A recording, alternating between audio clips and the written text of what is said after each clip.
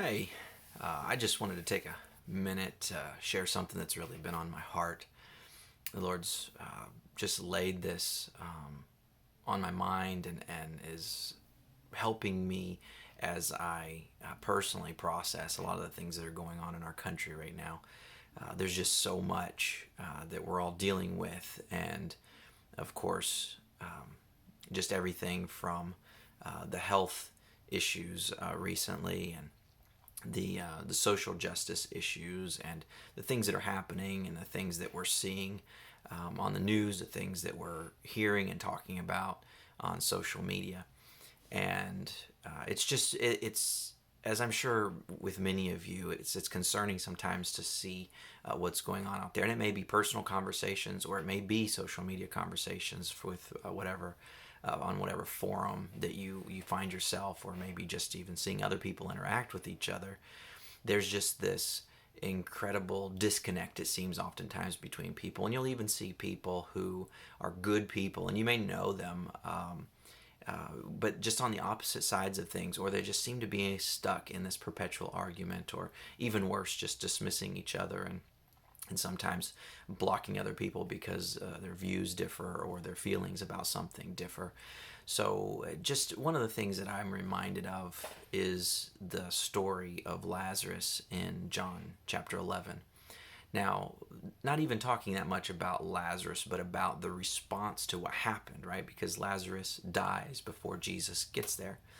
And when Jesus gets to Bethany, they're already in the process of beginning to grieve and mourn because Lazarus is dead. And I think probably one of the biggest things that they were mourning and grieving really was their loss, the death of their expectations, right? Because they had expected Jesus to come and to heal Lazarus.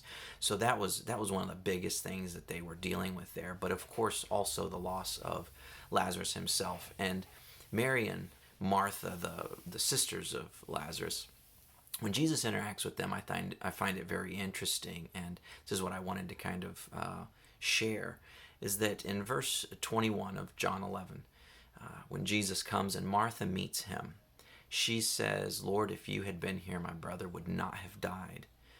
And Jesus, in his response to her, begins to talk through this whole process of her grief and disappointment by talking about the fact that that Lazarus would live again, and so then in that he goes on to talk about the fact that he is the resurrection and the life, and he encourages her and he just helps her work through this on really kind of an intellectual level. Not because she wasn't emotional, she clearly was, but this is how Martha processed with her mind, with information, with encouragement and reminder. But just a few verses later, in verse 32 of the same chapter 11, Mary, when she comes to Jesus, she says the same thing that Martha said, which was, "Lord, if you had been here, my brother would not have died." And what's so interesting is that Jesus doesn't respond the same way with Mary. It says he just wept. Jesus wept. That's that one verse in the Bible that so many people are familiar with. Jesus cried with Mary. Now, what he was doing there, I believe, was helping her process on an emotional level.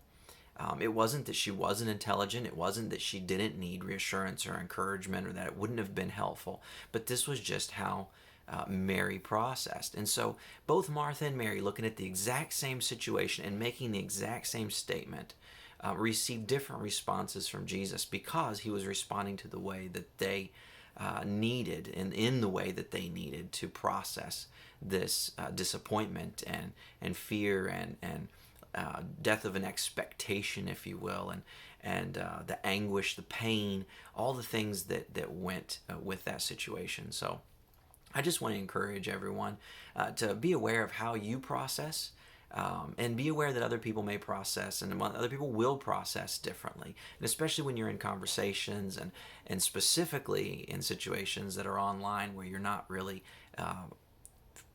in face to face with that person, or maybe you're talking to somebody that you don't know that well. This can be very helpful in allowing you to discuss something or see something from someone's perspective who may actually agree with you, maybe going through the same grief, the same pain, the same disappointments that you are, but just as processing differently.